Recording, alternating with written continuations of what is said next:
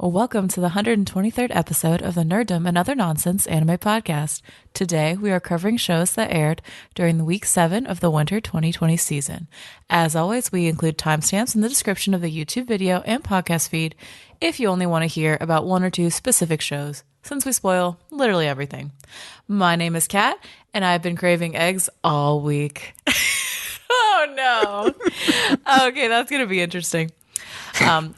Poached, scrambled, hard-boiled.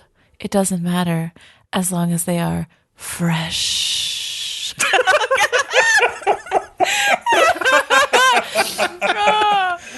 Oh, man. Also with me are Bcom and Leo. Hey, you wouldn't know it, but we struggled with writing that one yesterday. Yeah, that was a Leo one. That was very good. I wasn't sure how you were going to pronounce fresh because he spelled it like fresh. I was hoping she'd figure it out. Yeah, basically I wrote down, my name is Kat, and I've been craving eggs all week, and then I put something, and it was like that for like 2 days until I finally fucking thought of something. Oh my god. Interspecies Reviewers just gives us so many fucking stupid references. It's just the show that keeps on giving. And so many interesting talking points. I feel like we really love to talk about that one. Yeah, that's true.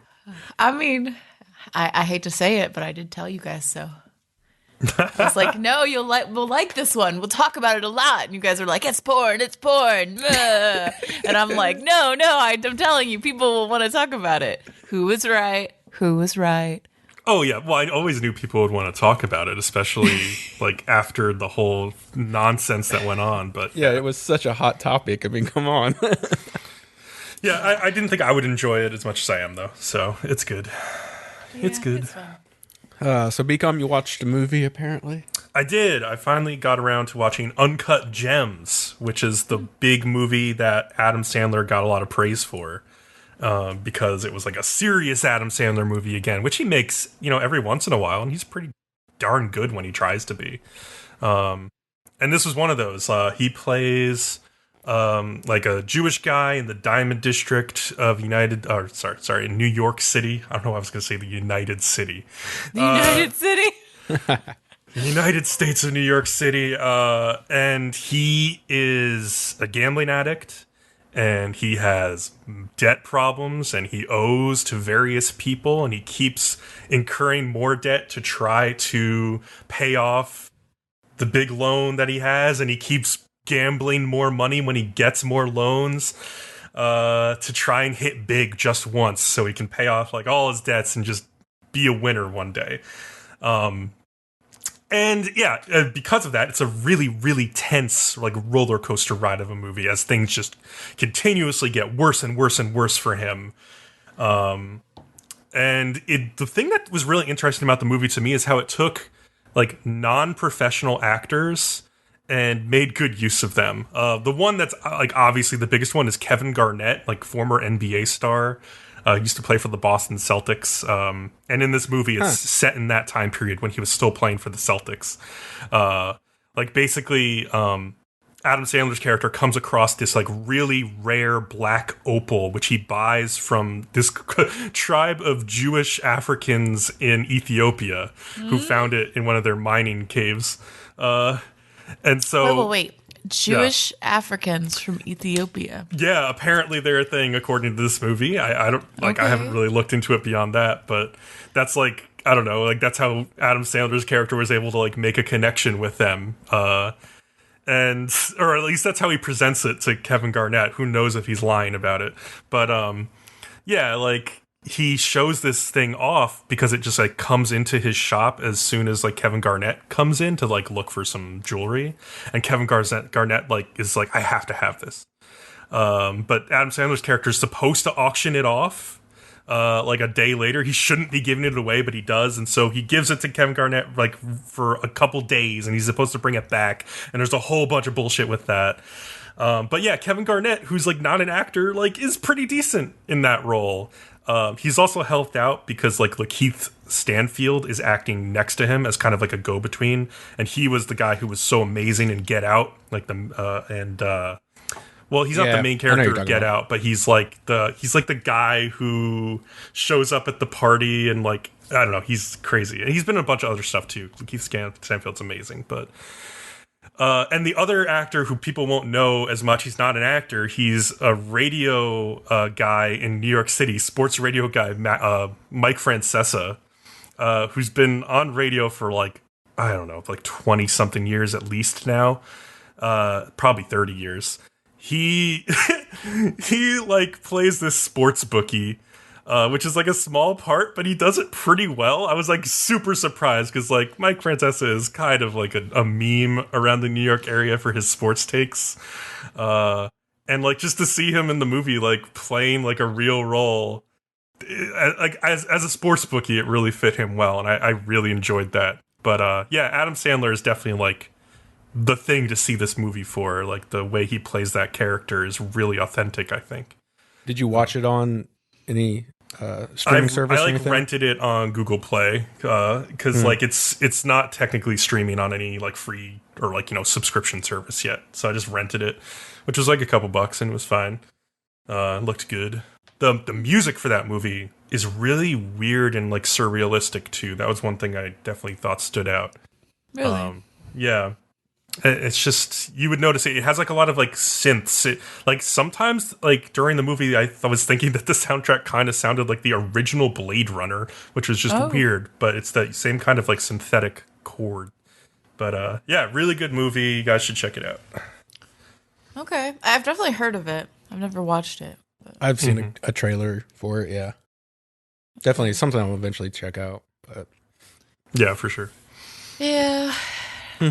So in my No Man's Sky, this part's just going to be real quick. I finally got my freighter, which is what I've been wanting to do the whole time in this whole game, is build my space fleet. So now I can finally do that. So yay. But what else I'm pretty hyped for gaming is, as of this recording, the game hasn't come out, but it'll come out tomorrow, and that's Call of Duty Warzone. It's a battle royale, and I want to see if it's any good. I watched some... They literally didn't say shit about this game until the day before, and they actually had a couple YouTubers put out some videos of them playing, so I got to watch that. It looks pretty cool. I'm a little concerned on the TTK, because that's what killed me in Apex. You could just die so fucking quick in Apex, and you're like, I didn't have time to turn around and shoot the guy. Yeah. I have never actually played any Call of Duty, so it's going to be completely new to me. Oh, wow. Yeah, so it'll also be free to play. It's on PS4, Xbox, and PC. What kind of makes it a little bit different is it's 150 players on one map. That's a step up from the usual 100. It will be cross-platform. It's only starting out as teams of 3, though I saw one guy say there was one, you could do like solos and duos also, but everybody else is like, no, it's just teams of 3. So I don't know. We're going to find out tomorrow. It'll already be out before this comes out. There was a really, I watched the trailer for it, like everybody does. It's like a minute and a half trailer. There was a guy parachuting in, and he kicked a player off a building.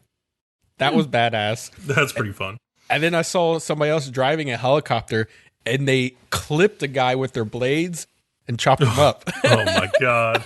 It was pretty cool. Wait, you can get helicopters? Wow. There's helicopters. Cool. There's Jeeps. There's like 4-wheelers. Like 1 or 2 other things. Yeah, but the big one's awesome. The helicopter, yeah. There's something really interesting to do. So when you get hit, you get downed, and then they continue to shoot you, then you die. So when you die, what happens is you get put into a 1v1 with somebody else who died. And if you win it, you get to come back. That's awesome. That's so good. Oh, I love that. That's kind of cool. That's new, at least. Yeah, that's really new. I like that a lot. And they still have like when you kill people, you earn money and stuff like that. And like you can always like revive your partner if they didn't win their 1v1 like that later on at those stations. But just the fact that you yourself can die and then be like, oh man, that guy just got lucky on me. And then you just murder your 1v1 and get back in the game. And it's also cool because like Call of Duty has sort of like a history of like 1v1 me bro on fucking shipment or whatever, like on like a small map. So that's a really cool idea, and it kind of feeds off of what the multiplayer community for that game already likes a lot. So that's a great idea. That was really smart of them to put that in. That's great. It's fun too. Yeah, for sure. Nobody else has done something like this yet. So that's well, at least in the popular ones I know about. So yeah, that's really cool. Well, because you never want to just put out like weird features just to be like, and no one's done it before. Because I mean, Yeah. Stuff like, but it's a thing that no one's done before that's actually smart and interesting. Yeah, because like up until now in battle royale stuff, like you die and it's like, ah, crap, and then like Apex was like, oh, you die, but then you can be revived by a teammate if they bring your like body soul to a station or whatever it's called, and then like now it's like, no, if I die, it's like it only gets more intense when I die because like then I have an option to save myself. Then even somehow. like Fortnite did the resurrection thing, and like Realm Royale had been doing it for a while. Also, you just go to a forge, and if you had enough shards, you could resurrect your buddy. But this one, you personally yourself when you die get a chance. So that's really, really cool. That's awesome. To come back I'm on your own. curious to see how that plays out. That should be really cool though. From some of the gameplay I saw, it was pretty good. I saw one guy. He got one shot both times, like in the game. Like the dude must have sniped him right in the forehead, and he went into the 1v1, and the dude shotgunned him from across the room and instant down. He was like, "What the fuck?" See, that's a problem if they like spawn you in and like they're spawn camping you. That's a problem. They have to figure that out. Well, the 1v1 was, I mean, they started on opposite sides at the exact same time. So when they moved the fight, like the other guy just got the shot off, and he actually, and in the game before he died the first time, he attacked those guys first, and then they just slightly outmaneuvered him and got like a sniper right in the forehead. So, okay, yeah, they were legit, pretty legit, except for that second one. The second one, not so much. You shouldn't be able to one-shot shotgun people from the range he was at. Do you know if you're down to like the last guy in the game, if you kill them, if they can like, I mean, I guess it's like then they would just die, right? Like it would be over. They wouldn't be able to come back. I don't know. So yeah, I thought about that since it's like going to be 3v3s. I mean, like obviously, I would assume if you eliminate all three players before the first one that died manages to like win their 1v1, then yeah, okay, they're gone. I'm assuming that's how it works. But when I watched the one match where he got to the end, it kind of looked like it, once they come to like a certain circle towards the end, it kind of looks like they turn the 1v1 off. I could be wrong. Okay, but there's probably some restriction on it. Yeah. It just kind of looked like that. Like it's an early game thing. Like, you know, like you drop in and then you just get, and you're like, man, I've been here 20 seconds. So yeah. I'm not sure how it works yet. And like I said, no information is released until the day before, so we'll all be finding out soon enough. Yeah, we'll find out. That'll be fun. Yep. Yeah, for sure. All right, so I found out that I have a dog who's like slightly suicidal or something. Oh, poor Ruby. So I came home, hang out. We actually, last podcast we were recording. We're just like talking, doing our recording, look over. My dog's running around the house. I'm like, that's weird. My dog's really hyper today. What the heck? Then all of a sudden she just fucking falls over, and I'm like, did she just break her leg? Like, what the hell? So I like run over, and then you two were like, oh, what's happening? I don't know. I mean, like, yeah, we were like, your dog's making too much noise, cat, like, or something like that. It started making a whole bunch of noise, and then like, we hear you get up and run away, and Bcom and I just sit here in silence, like, what is going on? And then you come running back, you're like, my dog's having a seizure, I gotta take her to vet, I'll see you guys later. But then you run off and you leave everything recording, and we just keep sitting there listening to like all these sounds, and we're like, what the fuck? Yeah, no, because she was running around the house, because I guess she was really hyper, because I found out later she'd gotten into coffee beans and had eaten some, and they're very toxic to dogs. And so she was like hyper, because she was like high on caffeine, so she's running around the house, and I'm like, oh man. Because, I mean, she is a hyper dog. She's a husky. I'm like, this is weird. And then she just, like, fell over. And I was like, did she break her leg? But no, she was having a seizure. Man. Yeah. But no, I found out she's maybe suicidal or something. Because, like, 2 days after I get her out of the fucking dog hospital. So I take her, they pump her stomach. They're like, yeah, that happens sometimes when dogs eat coffee beans. Like, their heart gets into an arrhythmia and it just causes them to have a seizure. And I'm like, oh, okay. 2 days after I would get her home, she like tries to get into the coffee again. Like I hear like bam from the other room. I run in and she like tried to knock over a bunch of stuff to get to the cabinet because she like smelled it in the fucking cabinet. Jesus, man. She's like, I remember it. It tasted amazing. I'm gonna do it again. So apparently I have to keep all of the coffee in my house like under lock or something. Jeez. Yeah, you do. Got to keep it in the high cabinets or something. Yeah, just be like, no. So that was interesting. Then I also went to a beer fest. That nice. was kind of fun. Yeah, I was in Cincinnati. There was like 400 types of beers. The people running the beer fest were all, I found out this like halfway through, were all volunteers, which is a really interesting way to run your beer fest. Yeah. Basically, they're like, oh, if you run a session, because I think they had 3 or 4 sessions of like 4 or 5 hours. If you help run a session, you can get free tickets to the beer fest. Oh, that's cool. And tickets were like $50. So, I mean, I guess that makes sense in a way. You know what I mean? Whatever. Yeah, makes total sense. And the people could drink while they like worked too. So about 2.5 hours into the fucking beer fest, all of the volunteers are just trashed, just completely trashed. They're like, do you want some?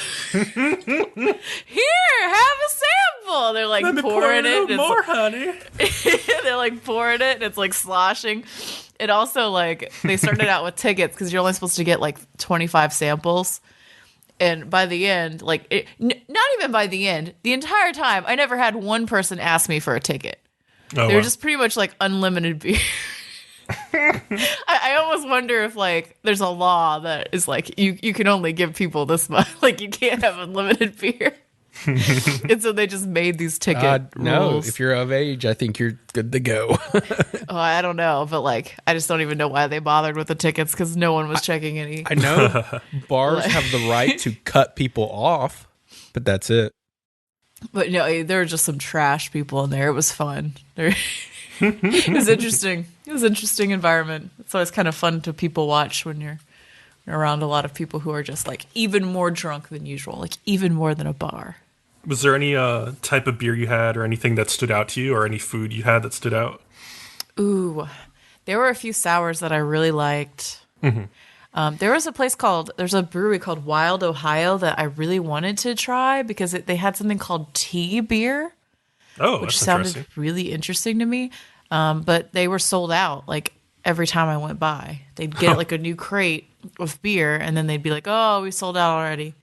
I'm like, Jesus that'll happen. Christ.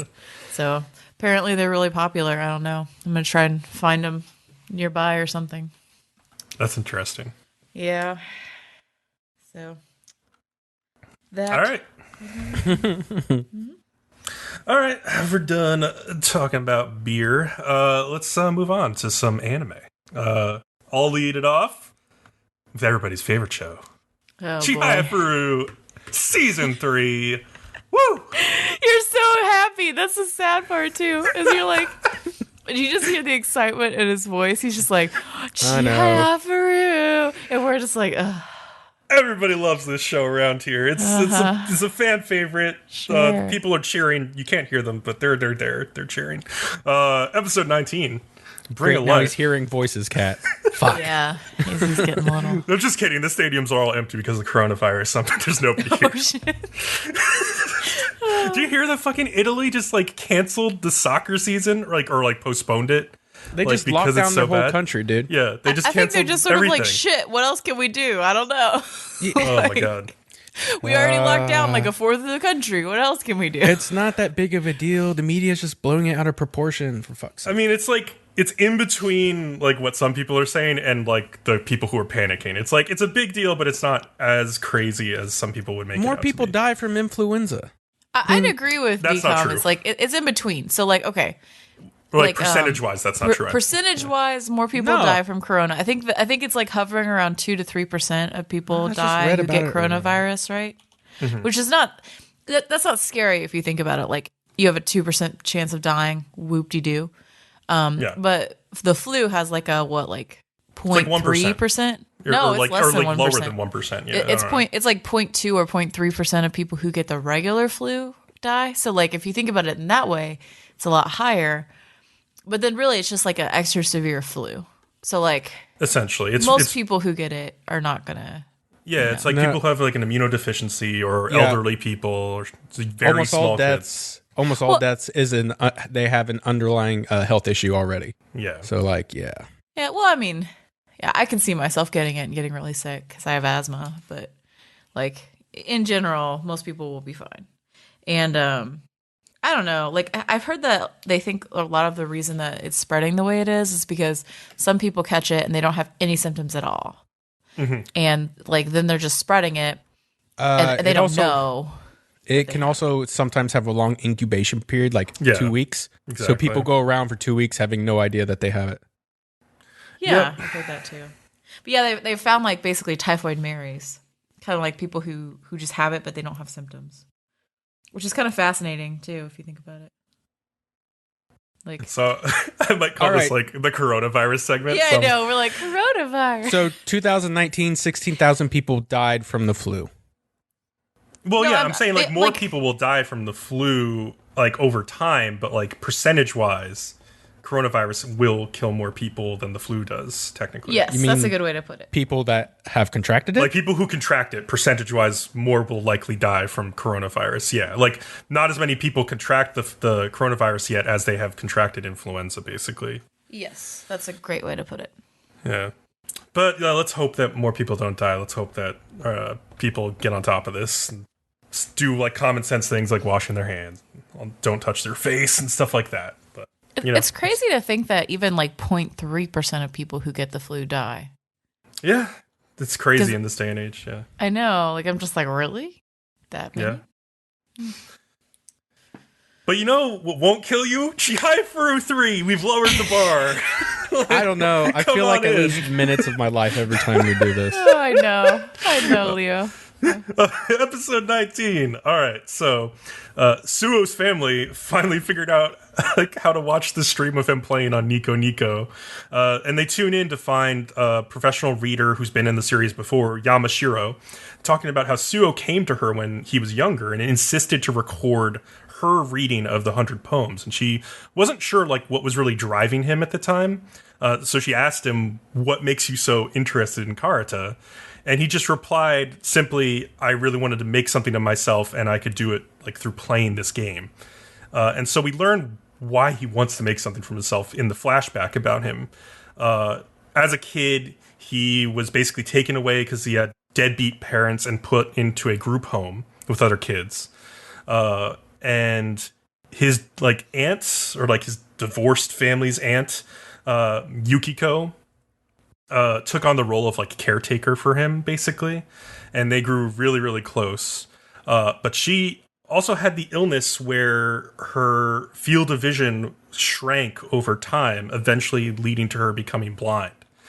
So we already had hints that like vision was a weakness for Suo in the last couple episodes, and so it's a genetic thing in his family. So when Suo left for college at Tokyo University, the one thing that Yukiko's aunt told him she wanted him to do, as she's like crying and everything, is like, please make something of yourself. So that's where that making something of himself ties into his backstory.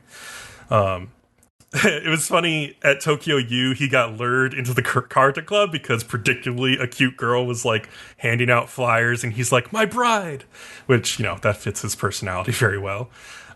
He got good real quick though, but he was also soon hit with another, piece of bad news. He got the diagnosis that he had that same like degenerative vision disease. And so in the same way as like Kana's mom a couple episodes back thought of like that one specific card in the Karate Cards number 43 when she got pregnant, the one that was like a life-changing card for her, basically. Suo thinks of this card like when he receives this news that like he's gonna go blind someday, and like he can't really stop it, and so it's changed his life forever.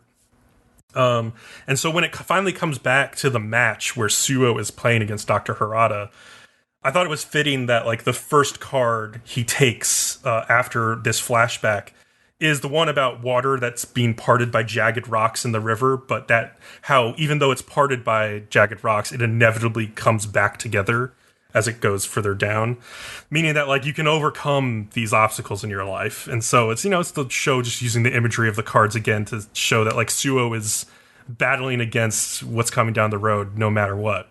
And he starts making his comeback in the match. And he also thinks to himself, he doesn't hate karate or anything, but he feels hollow inside because of the way that he grew up.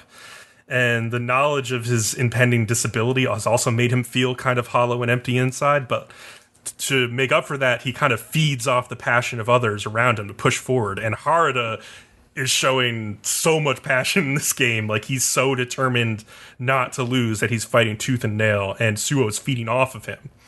The thing that Harada does, though, is he sends a sister card over to Suo. It's one that sounds exactly like the other. It has the same first syllable, to basically set him up at the end of the game for a luck of the draw if it comes down to it, which at the end of the episode we'll see it does. But the only other thing I want to talk about with this episode is like the Queen match that's going on simultaneously. Barely got any screen time. I was actually pretty disappointed by that. Noticed that too, and I was like, I complain a lot about like I feel like they just stretch things out, and I'm like, just make the next move. But then they did that one, and I was like, if anything, that's the part they should have stretched out, right? Build the suspense. Am I wrong? Like, I know, like, the Hard and Suo thing has been, like, really at the heart of the season, but so has Inakuma versus Shinobu as well. And, like, to show basically their entire final match off screen just seemed like kind of like disrespectful almost. Like, it just was bad. I don't know. Shinobu's like winning all the cards because they're finally like calling out to her again after she's like gotten herself together. One of the cards that she takes last is like far away from her on the other side of the map, so like the practice she did on her grandmother's tatami maps is coming in to help her. And then Inakuma faults on the last card of the match, losing, which makes Shinobu queen for the third time in a row. But yeah, that was frankly, it was like sort of a disappointing end to that storyline. But yeah, the Masters match comes down to the luck of the draw, as predicted, which we partially see through Arata's perspective as he's like watching on an iPad on the train, and it's like going through tunnels and it's buffering, and it's kind of funny. But yeah, in the end, like Harada's plan has worked out perfectly well, because like now there are the two cards that are on the floor start with Nani in the first two syllables, but there is also, I noticed, one card that is still yet to be read that also has that syllables, but is a dead card. It's not on the mat, which could potentially lead to somebody making a fault if they move too quickly. So we'll see what happens with that. Bum, bum, bum. Bum, bum, bum. Basically. But yeah, I'm pissed that my girls didn't get enough screen time, basically, because they're very cool. That's okay. It was a good match. Well, I don't know. This week in Eizouken was good too. So that's how I'll do that transition. Yeah. This week, I don't know. I was excited at how they kind of tackled a old stereotype in a new way, because I feel like a lot of anime have a hot spring episode. Oh yeah, that's true. And I mean, this at least was different. So the show starts out. It's funny because my note is not even Eizouken can escape the bathhouse scene. Oh, I know. I was like, Jesus Christ, that's every anime. I know. It's a big part of Japanese culture. They have to have either a always have to swimsuit. tell myself that's their culture. That's normal for them. Yeah, like they either have to have a swimsuit episode or a bathhouse episode. It's one or the other. I can't think of the last anime I watched where they didn't have one or the other. Dorohedoro. I feel like Rakugo Shinju or something. Yet. You just wait. It'll come in Dorohedoro. It'll be some weird as fuck bathhouse too. You just wait. Anyway, it starts out with Tsubame as a young child, sort of drawing different moments, like when she's at acting school and at home and things like that. Like her acting teacher teaches her how to, like, you can sit up this way, or you can do like a dramatic sit up where it takes longer and you lean forward, and you know, these are different and you'd use them in different ways. I like that acting stuff. That was kind of neat. I Yeah. thought. Yeah. And then her drawing it, or like, you can walk this way and this is a model walk, or you can walk this way, you know, and her drawing the different ways to walk. And that was interesting and unique. Which totally tells you why she went into animation. Oh, yeah. Like she's just very interested in the movements, like people's movements and the differences and everything. Yeah, like started off with her grandmother like throwing the tea or whatever, like in the yard, basically. Like that was like one of the first movements that got her really interested. Yeah. Yeah. So it's interesting that she's always been so into that. I don't know. Demeki moves most of her sound inventory into a nearby kind of room, and they try to get a storyboard animated and set up timing for this like robot thing that they're still making, which is interesting to me that they've kept that for so long. You know, yeah, because they're running out of time and they haven't really made like what they originally wanted to make. You know? Yeah, for sure. So I'm kind of like, what's going on? I wanted to say one more thing about the first part, if that's okay. Oh, yeah. Oh, so just, I really liked how, like, yeah, like all about movement, but then one of the things that Tsubame focused on was like standing up, like this motion of standing up, which was like to help her grandmother, like stand up. I think I wrote about that at the end. So super you did? sweet Okay. what she did for her grandmother. Yeah. So like at one point you kind of noticed that her grandmother, like I guess was just bound to a wheelchair, like couldn't move around or anything. Yeah, she got old. Yeah. Well, I Basically, mean, that's but what not happened. everyone who gets old ends up in a wheelchair. Like some of them just die in another way, you know? Jeez. But no, I mean, like, and she teaches her, like, you can't get up, but if you get up this way, I bet you could get up. And she's able to help her, like, stand. And then she's like, if you walk this way from side to side, I bet you could do it. And she kind of helps her grandma through that, which was interesting. And I'm kind of like, did a physical therapist not, like, talk her through that? Yeah. You know, because that's kind of one of the first things they do in physical therapy is like, well, if you walk this way, it's much easier. Or like, you could stand up like this or, you know, so that was interesting. Mm-hmm. But, you know, things have real life effects and all of that. Yeah, for sure. Yeah. But yeah, so the art club gets back to them with like some backgrounds that they made. The one dude from the art club is so obnoxious. He's just like, Yeah. well, but I made it the way I wanted to. Yeah. This is what you asked for, isn't it? I mean, It's just a perfect example of what happens in real life, though. yeah, I mean, part of it is Midori's fault because, like, she wasn't as detailed and specific as she could have been in her instructions. But, like, you know, the other part of it is, like, the artist, like, just wanting to have free control to do what they want to do. And, yeah, that's a problem with anime studios. Like, you have to have very specific, like, clear goals for your artists, and your artists have to be like okay with those goals also. And so yeah, but that did not happen here, basically. Yeah, I think part of it was, you're right, like Midori was very open and like, you can do it however you like, and like, this is the idea, but you could do it the way you think and stuff. But then also there were specific things where they were like, don't draw this car, it's important, da da da da, and he ignored it. So it was on both sides for sure. But it was interesting. I thought it was also interesting that the manager of the art club was like much more willing to make like edits and stuff than he was. Oh yeah. He was like, no, I'm not changing it. And she's like, I will work on this. And I did like how Sayaka sort of talked to Midori about like, if this is going to be what you do for a living your whole life, like you're going to have to learn to, you know, give people direction. You can't just do it all yourself. Right. Because she has too many other responsibilities. She's like editing and stuff they talked about, like all these other things she has to do. Like she can't do this. But I understand the idea that like, oh, but in the time it would take me to explain to other people, I could just do it better. Oh, absolutely. Because I've definitely felt like that before. I think a lot of people feel like that all the time. Like, and it's just, but I just don't think it's a reality. But it's interesting. It's not realistically possible to just have that opinion every time, though. Like, at a certain point, you have to delegate work. Yes, and maybe it won't be perfect, but it'll be good enough, you know? Yeah. So, and then the next day, like, it's just crazy rain. The school gets shut down. They're like, oh, well, I guess we'll go to this bathhouse. The bathhouse they get the milk from usually.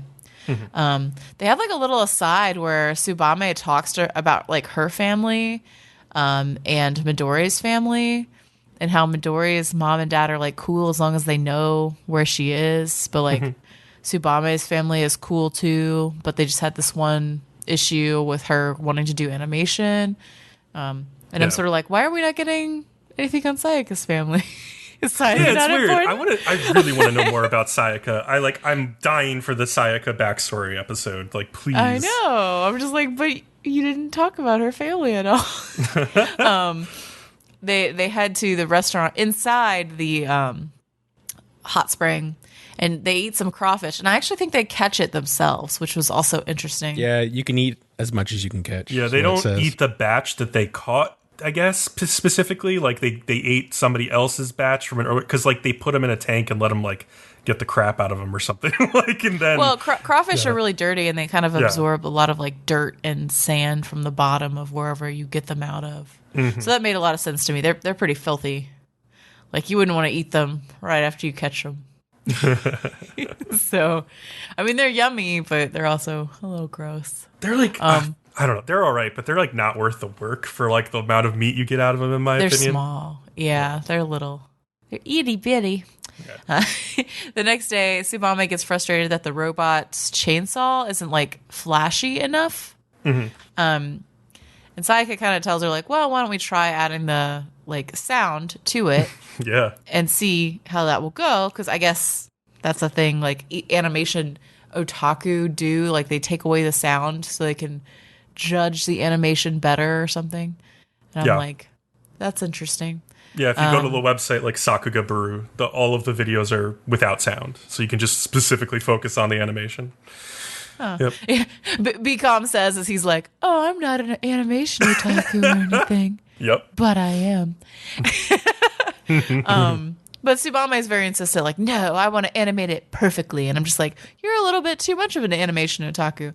You need to chill. Like, things cannot be that way. You can definitely tell I'm more Sayaka than anything. I don't know. I really enjoyed sort of the pacing of this episode. It was very chill, but things happened. The hot spring part was very fun. There were the weird, like, exploration adventure scenes. Like, I think they had one in the bathhouse where they were shooting each other with water, and I was like, well, this is stupid.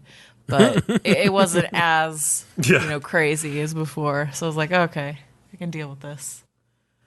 So. Yeah, I thought like Tsubame's big speech at the end was really interesting. The one thing I'll say about it though before that is that it's kind of repeating like what she's already said a couple episodes ago, that like, oh, animation is really important. I have to make it the best it can be because people will notice. Like they're kind of just like hammering in that fact again, but like I just really liked the way she said it this time around, so I don't mind so much, because she's basically like, we have to make the animation look as good as possible because people like me will notice it and I care. It doesn't matter if anybody else cares, but I will notice it. But like the thing specifically that she said is that like animation more than any other media is like or like video media anyway, is like a pure visual medium, because everything that's on the screen has been put there with somebody's intent, because you can't create anything out of nothing. Like you have to draw it, like, or you might have like drawn it from a reference, but like you drew everything and you put everything in frame that's supposed to be there.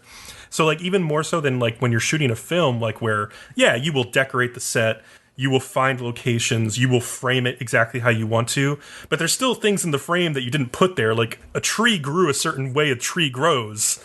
Like, you know, like the trees in the frame, you didn't draw your concept of what a perfect tree looks like. And so that's what I like so much about an animation, is that, you know, people are drawing like their perfect concept of like what this scene should look like. Ideally, not in all animation is like every part of the frame beautiful, but in the best shows, like Dorohedoro, for instance, like everything in that background art was drawn with like a certain intent behind it. You know, everything in the animation of like Noi fighting is drawn with like an intention of like what it would look like for Noi to be fucking badass and cool and fight. And so I really liked that argument that she made, even though like I agree with Kat on some level and I agree with Sayaka on some level that like you can't make everything perfect. Like there has to be some give and take. But I like that Tsubame stood up for what she believes in with anime. And I thought it really tied in well with the stuff we got at the beginning of the episode with her and her grandmother, and like her first passions about like making motion come to life. So it was a really strong thematic episode. Mm-hmm. Yeah, I definitely agree. Yep. I also liked that Sayaka said, I once raised pigs for meat. Oh, I know. She's like, whoa. I'm like, where did you get a pig, though? Like, that was my thought. I was like, but Sayaka, you're in Japan, and you're like 6. Where did you get a pig? Oh, that makes me really want to get a little piggy now and put it on Kat's doorstep and knock and run away. Oh, no. And then she's like, am I have not this fucking pig having now. a pig. No. See, I love furry things. Pigs don't have enough fur for me. No, thank you. True. Oh, all Plus, right. I like bacon too much. I'd probably be like cooking bacon in the house, and then I'd look at the pig and be like, "Oh, I feel bad, but I'm still gonna eat it." Man, poor pigs. Okay, so next show, Id Invaded. We've got episode 7, Thunderbolted. So yeah, this episode starts off with Matsuoka going to the residence of this guy Denshin Katsuyama, who was the serial killer Challenger who killed Narihisago's family. And so they go to the scene of Challenger's death, which is like right inside the door when they walk in, because they do a flashback and like Narihisago like basically came in the door and shot this guy immediately upon coming in as revenge for his wife. He wasn't fucking around. Sakata was like, listen, bitch, you fucking killed my daughter, prepared to die. What is that scene from The Princess Bride? Yeah. You killed my daughter, prepare to die. I am Inigo. My name is Inigo Montoya. You killed my father. Prepare to die. Yeah, he's basically like, all right, I'm not wasting time with you. Just bam. Mm-hmm. Which really, I like. He's lucky. Really, he's lucky he didn't like torture him or anything. Like they all act like he's so evil for killing the person who killed his daughter. I'm like, well, but didn't that person also kill other people? Yes. I don't feel like they act like he's evil. They're just like, he killed somebody, but they're all like slightly like it was justified. Well, but that's what I get. It's just weird to me that they're like, oh, he killed someone, when like if he had just been there and like walked in on his daughter's death and he was like standing above her, it would be perfectly legal for him to have killed him. Mm-hmm. So I'm just sort of like, it's just an extension of that. He just happened to not be there when he found him. Like that doesn't make it any less illegal. I'm just saying they act like it's more dramatic than it would be. They do make a point that like the cognition particles that they collect for Narihisago are like stronger, are still really strong even after like 3 years, which apparently isn't always the case. So he really wanted to kill that guy. Yeah, if someone killed your child in a terrible way, wouldn't you be like, and now I will do everything in my power to kill this person? Well, yeah. I would say I would bring everything in my power to bring them to justice, but like the human. You're saying that if you had a daughter and someone killed them in a terrible, horrific way, that you wouldn't be like, well, I'm not saying they're going to die, but they're going to die. You'd just be like, I'm going to make sure that I bring you to justice. I mean, okay, so my first human impulse would be I'd want to kill them. But my second impulse, hopefully, which would take over, would be like, no, I think they can suffer longer if they live the rest of their lives in a cell. And so I'd probably just be like, I'm going to make sure you hurt a little bit, and then you're going to die. Eye for an eye. And you're like, fuck the jail time. Yeah, I don't know. Anywho, underneath the house, there was a hidden area that the Challenger serial killer had for like one-on-one battles against like pro wrestlers and martial arts experts and shit. Yeah. And so Matsuoka gathers the Challenger's cognition particles from there as well. And then Momoki, he tells Matsuoka that he's going to have Hondo Machi start diving into the Idwells. And Matsuoka just tells him, like, take care of her and that she's definitely capable because she's a little bit more than what she seems. So the detectives know that John Walker appeared in the Challenger's Idwell, and they sort of connect the dots to show that he probably created the serial killer who killed Narihisago's family by, like, influencing them. But he also may have influenced Narihisago to become a serial killer himself. So John Walker might be behind like almost all of this stuff in the show at this point. Hondo Machi, for some reason, gets a cute Sherlock Holmes outfit when she dives into Narihisago's Idwell. I guess it's like just the personal image of yourself as a detective or a brilliant detective that you see when you dive in. I don't know. I don't know why she gets the cute Sherlock hat, but Narihisago does not. And so in the well, Hondomachi's hand is handcuffed to Kaoru, and people are running around for fear of getting hit by lightning from the sky, and they're running around like numbered panels on the ground. And so, like, on seeing Kaoru, Hondomachi remembers her detective name, which is Mio Hijirido. And apparently she's the only one to have a full name in her detective form, which I don't know if that's important, but they make a note of it, so I guess it is. They cut away to a brief scene of Inami, the serial killer from the previous episode, who's down in the cells with Fukuda, and they like briefly talk about like people who have holes drilled in their heads and how Hondomachi killed the guy she cared for. And Narahisago is also able to sort of devise down there that Hondomachi must be diving into his own idwell, and that John Walker might appear, and like when he thinks about that, he starts just banging his head into the wall until it starts bleeding. But even he knows that like his idwell won't disappear if he dies, so it's like kind of pointless. Hondomachi, well, it seems to be affecting it in some way, though. Like I don't know, was it though? Because like the lightning just kept going at a normal rate. I don't know. I don't know if it was really doing anything or not. I don't know. Maybe it seemed like eventually it might have or something, but I don't know if like even if he like went unconscious, I'm curious if that would have affected it or not. Yeah, because like it seems like people before have had like some impact on the idwell from what they were doing, but I don't know. Yeah, exactly. Because I mean, it does like his idwell updates to things that have happened, even though they're collecting those particles from like years ago. So to That's me, right. I mean, it's connected somehow. Yeah, it's interesting. So it's unclear like what specific impact you can have by like hurting yourself while somebody's inside. I don't know. Hondomachi realizes the handcuffs that are on her hand and tying her to Kaoru were put there by somebody else, obviously because Kaoru was already dead by lightning, and she would have died by lightning if she had been handcuffed to her then. And so she realizes that the dead body next to her is of Narahisago, and that he probably put the handcuffs on her, and then she kind of just like puzzles out that like, oh, these squares have already been hit by lightning, so I'm probably safe here. And she like times the lightning flashes and realizes they're flashing every 9 seconds, which is, you know, not normal, even though like the sound is changing like as if it's at a different distance. So like, yeah, it's just like a normal process, or it's like an artificial process, not a normal process, like, and so she can kind of expect that it won't strike the same place twice. And so Hondomachi like fires Narahisago's gun from his pocket in the air a few times to stop the hysteria, and tells everybody like, good news, just stay where you are and you're gonna be fine.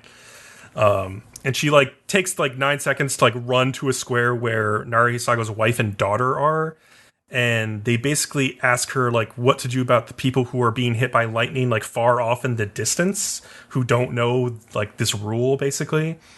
And Hondomachi's like a little bit cold and calculating, and just tells them like, well, I've already done my part. I've told you like how to solve this problem. Like if you want to take care of them, like you go and tell them that they can like stay on the same square.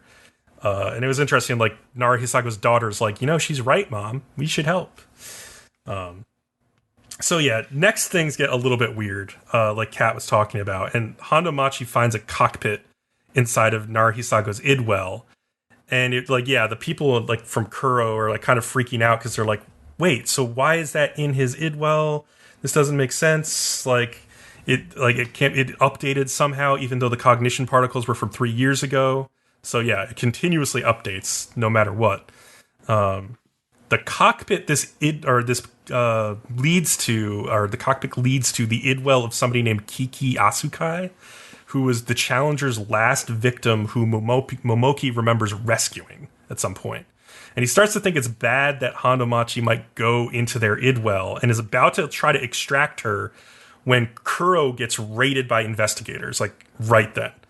And so they claim that Momoki is actually John Walker, based on evidence of him using computers at like Fukuda's house, and like a body dug up in his courtyard that is from Nishio Shirokoma, who invented the Mizuhaname system, like the whole idwell diving system. And so the forensics team also finds John Walker's clothes there, so it's like a lot of evidence that Momoki might be John Walker. But it's almost like too convenient of evidence. Yeah.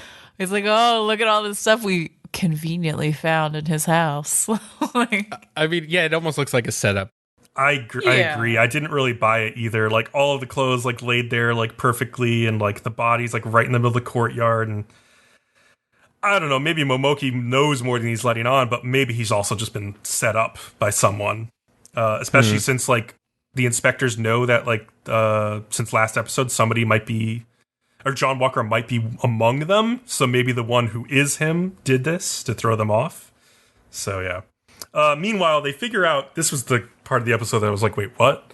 They figured out the sequence of numbers the lightning is hitting appears at the 10,375,576 digit of pi. And I was just like, how did you figure that out? Yeah, my brain just shut off at this point. I was like, how the fuck did you figure this out? And so they can extrapolate from that because like the lightning they know has been hitting now like every 9.043 seconds. And it so like basically it started striking 1,084 days ago, which somebody like immediately puts together was the day Narihisago's daughter was murdered. So that's been going on since then. And so Narihisaga is told by the new director, Togo, who replaced Momoki, that Momoki may be John Walker, and Narihisago has to be, like, physically restrained. But he also tells them that, like, they have his idwell, like, they need to let him dive into it to go take care of this shit. So, but, like, yeah, I'm actually just really curious in the next episode, like Hondo Machi is inside an inwell, inside an idwell. Like, what's going to be going on there? Yeah, Inception. Exactly. Yeah, Inception, exactly. Yeah, we already like kind of talked about that when the first couple episodes came out, but like now it's really Inception, like 100%. It's bizarre for sure. Mm-hmm. I'll be really disappointed if Momoki just is John Walker, though. Like, that just seems way too simple. I don't know. Yeah. And also, it wasn't one of the people I predicted, so I'd be very sad. Just because you're wrong. Oh, boy. I think it'll be that creepy, like, grandpa dude that's, like, the director or whatever. Oh, Takuhiko. Yeah, that was one of the guys I thought, but then I was like, Matsuoka or him. So, but he has a weird smile. He does. Like, He's what the creepy. fuck is wrong with you? Why are you smiling like that all the time? Mm-hmm. Stop it. Stop it. Open your eyes, old man. I know. All right. We can move on. Let's talk about some Dorohedoro. Episode 7, the All-Star Dream Game. It's the baseball episode. Woo! Bcom is beside himself. They couldn't have pandered to me more. Like, honestly, they could not. So, ends up buying that smoke shop that Nikaido went to and then killed the owner and like took all his money and stuff. And they find Ibisu's magic in there. He decides he's going to send it out to get tested so that they will finally know exactly what Ibisu's magic can do. And he also has Shannon Noi go and search for Isu. Apparently, since he's on a mechanical body, he had a tracking device installed on it so they can track him pretty easily and find him, I guess. Mm-hmm. Fujita is having no luck and nobody wants to be his partner anymore. And he's like, fuck it. I'm going to get a hole. I'm going to blow Kaiman's head off with a pistol. Just take out his frustrations. Ibisu surprisingly just goes with him. And he's like, all right, we got to take our masks off so we can be disguised as humans. And then he finds a recruiting poster for a baseball team. And he's like, all right, I can use this to get close to Kaiman because he knows he's on the other team, the something worms. Yeah. My notes, I've moved them and I can't find them anymore. So, of course, Kaiman enjoys some gyoza when like a guy named 13 comes in for some too. Then shortly afterwards, Doc comes in and he's down because he still needs one more player for the baseball game. And 13's like, I'll do it. Yeah. He's there just to impress Nikaido, which we find out very shortly. Mm-hmm. So Fujita and Ibisu go to the hospital to join the Peace Sharks. They also make him the pitcher, which is like not the fucking last minute thing you do. Like when you're like, I played a lot of softball. The first thing you do is get your pitcher situated. Like it's like the most important role. Okay. Yep. That was kind of weird. Yeah. Yeah, so he's the pitcher, and they make like Ibisu the mascot. She gets like this cute little shark costume. She's really excited and does her little dances and stuff. And it's pretty entertaining. So they're getting ready to like go to the game, and then like they're like, oh, our other third baseman or something is Johnson, and Kaiman's like, what the fuck? Shocking. That was just weird. Like he just starts screaming. He's like, it's Johnson. So Dr. Kasukabe has made it so that he can control Johnson with like radio waves, and he can speak, but you don't do it in one words. And apparently the only thing he knows is shocking. It's so good. Back to In and Noi and Shin, and one of In's minions comes running up to them. He's like, I have the results for Ibisu's magic, and it just comically trips and launches the magic bottle into the side of Noi's head. The like sound he makes when he trips too. It's like or something. It's like they're like we know this is just like so dumb. So They like really should might have as just well had like give the ballet music in the background when he does it too, like da na na na na, like, as he just falls in slow motion. And you watch the bottle slow mo through the air. Yeah. And of course it hits Noi inside the head and bursts open, and they're like yelling at the minute. You're like, what kind of fucking magic does she have? What's going to happen? And then you just see like Noi starting to transform, like a bunch of scales erupting and whatnot. I already said it, but Ibisu's mascot routine is kind of adorable. Thought it was pretty cute. But then Fujita like freaks a little bit when the first batter up is Matsumura's reanimated corpse. Apparently, that doctor guy, he also made the corpse into another player, but he has to like charge it like every 30 minutes or it'll go crazy. And then like 13's like, hey, to Kaiman, he's like, well, what's up with you and Nikaido? He's like, we're just friends. He's like, really? He's like, so you won't mind if I try to date her, right? And Kaiman's like, he's a little peeved, but then he's like, whatever, dude, fuck off. So the team keeps getting hits, and like the old man coaching the P-Shark says, time to use plan A, and whatever that was. And then like Kaiman gets up the bat and he hits a home run. And then like Ibisu walks up to Fujita after this. She's like, why don't you just use your magic a little bit? And he's like, fuck, you're right. So apparently his smoke allows him to shoot it like bullets, but it's very weak and not good for much. Except for maybe allowing him to like throw baseballs at like 160 kilometers per hour, which is 99 miles per hour. Jeez. How is that old man who's catching 99 miles per hour? Like, that's the most impressive part of that to me. He's not as old as the coach who's like all the way out in the outfield, but yeah. So then like at one point, Ibisu like drugs two of the other team members. She's like, here, have a drink. And they're like, thank you. And I'm like, this is not a good idea. The next thing you know, they're fucking sleepy.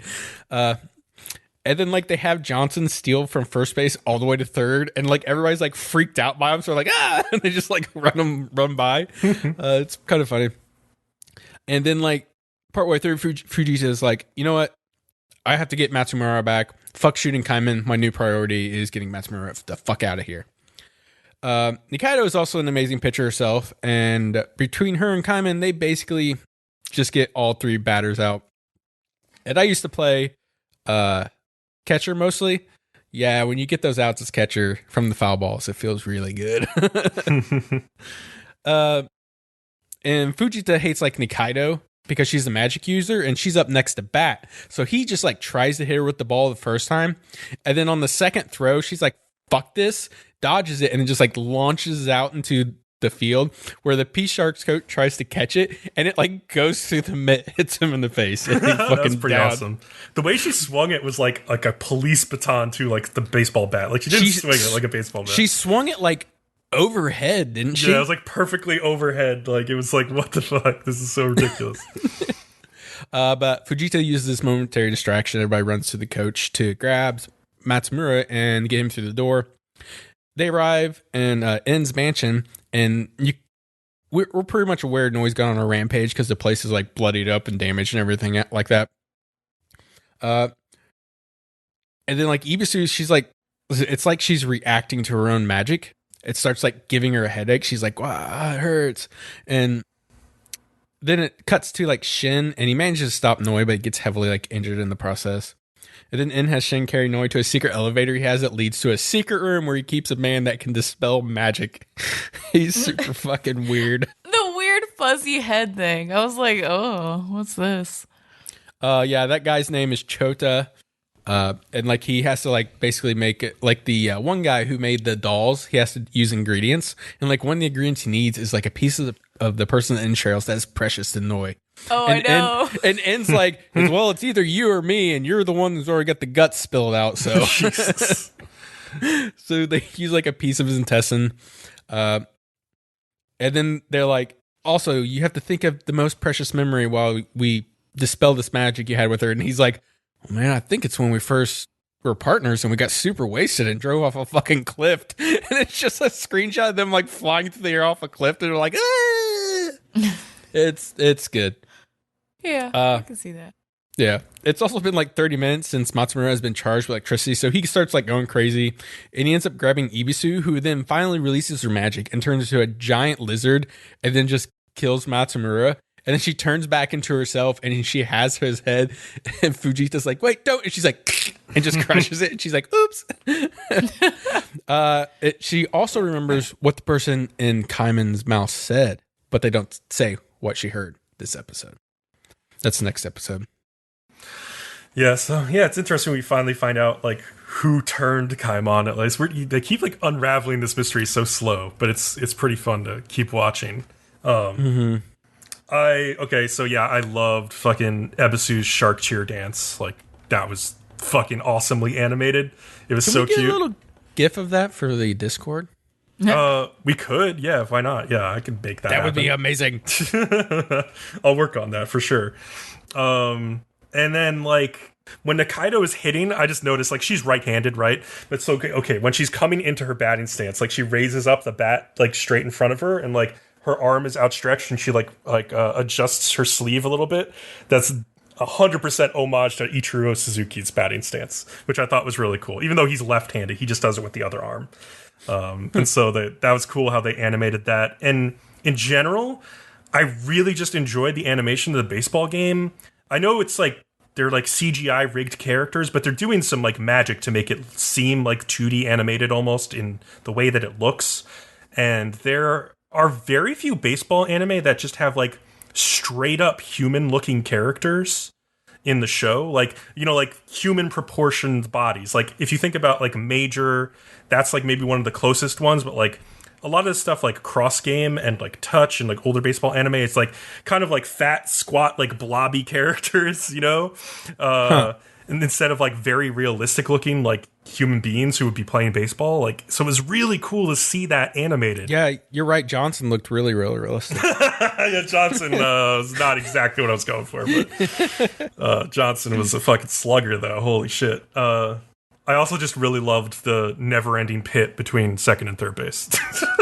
They had to work around. That was great.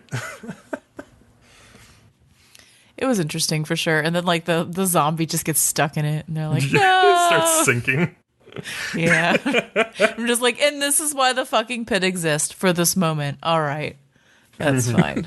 Oh, the random pit between like second and third that's bottomless or something like that. Yeah.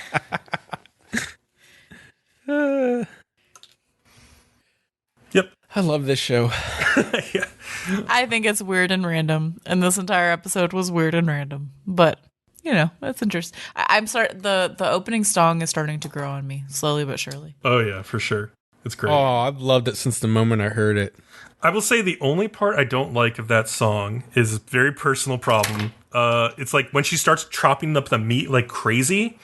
And if you've ever had like a Nokia phone, you know, like the cell phone rings that like those old Nokia phones had, like with the really like I don't know how you even explain it, like the tones that they make, but like I don't know. Okay. That starts playing in the song. Like it's the same synthesizer, like the Nokia phone synth starts playing scales like in the background of the music. And so okay, that's just very personally you. I just feel like my phone's like ringing every like, time. Listen. I like that part a lot. I look at my phone every fucking time that part plays. I hate I it. think you're dating yourself, Bcom. Well, I still have a phone ring that sounds like that. Something went wrong. Please try opening the app to continue. And with that, let's take a break. We'll be right back. That was really fun. Shit. What the fuck was that about? And here's another tasty morsel from the Trash Pandas Watch Anime podcast. Some fan service. Yeah. I mean, it worked pretty well in Dragon Ball. Do you remember those scenes with Bulma? Bulma was running around in a bunny outfit for the longest time. I know. Akira Toriyama. We can get the Dragon Balls, and then we can make our wish. Bulma's panties. Did Oolong wish for Bulma's panties, or did you just wish for a pair of panties? I think it was just a pair of panties. I'm sure it's different in the Japanese than it is in the English dub. But, yeah, he just wished for panties. They're probably used. As always, you can find us on Facebook and on Twitter at Trash Panda Anime. You can find us on our website, tpwapodcast.com. You can also find us on assorted sites like SoundCloud, Stitcher, and iTunes.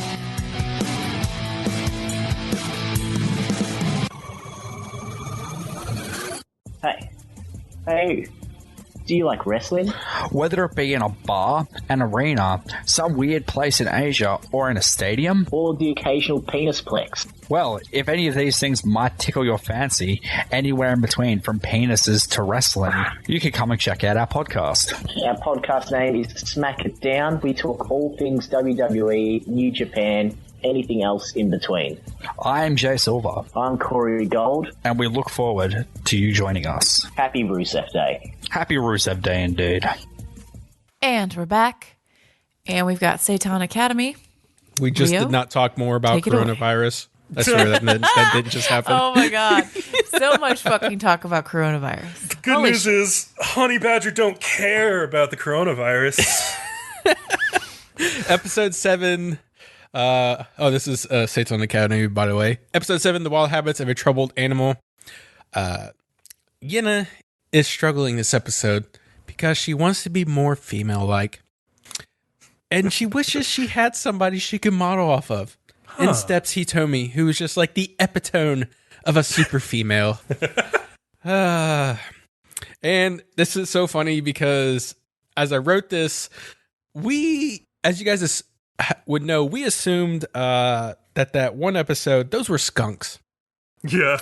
They were not. So I was like, oh, it's Bcom's big moment. We finally get to meet the lolly skunk girl, Tell. Turns out she's a honey badger. Yep, she's a honey badger. She don't care. But they're not that much different, as we find out. I mean, they're pretty damn different. Pretty different, but there's a certain unique trait that they had that they shared with the skunk, and I was like, I was honestly very disappointed in how they portrayed the honey badger, just because I mean, honey badger's supposed to be really badass, and I was just like, this is not no. Well, you have to go watch an anime called Killing Bites if you want to see that portrayal. Oh, and I have. Oh, wow. I have. Well, honey badgers, yeah, they're portrayed as being very ornery, but they're also portrayed as being damn near indestructible. So they did get that part right. Yeah. So Tell wants to join Farrell's pack, but she can't because Farrell doesn't let any other females in because Ronka's the only little sister she needs. It's pretty funny. And Tell's like, all right, so if I beat Ronka, then I can join the pack. And one of the wolf guys like, no, that's not how it works. But then she starts going straight for Ronka, but then gets distracted by a bird. And she's like, oh, totally veers off path. I'm just like, squirrel. So, like we said, wants to be more female, and she continues basically stalking Hitomi and trying to mimic her. Basically, she follows her around in a trash can instead of a cardboard box. And she tries to mimic her, but she doesn't do too well at all. And she's like, well, maybe we can get some of the cooking club members to help out. And then there's a scene where Mei-Mei's like, what? You have a dick? And she pulls her pants and looks, and everybody's looking in. They're like, holy shit, she has a dick. And she's like, it's not supposed to be for show.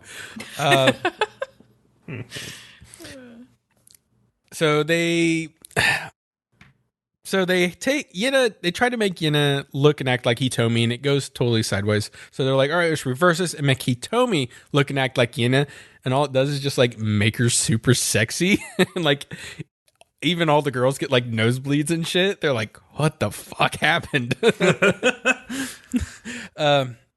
So then out of nowhere, Tail shows up again and wants to fight Ranka. Immediately she gets thrown out of the hallway. and then gets distracted by a bird again. And I love how Bcom watched it, and in our chat, he had to post a video of her flying across the hallway like, what the fuck? That's pretty great. I liked that.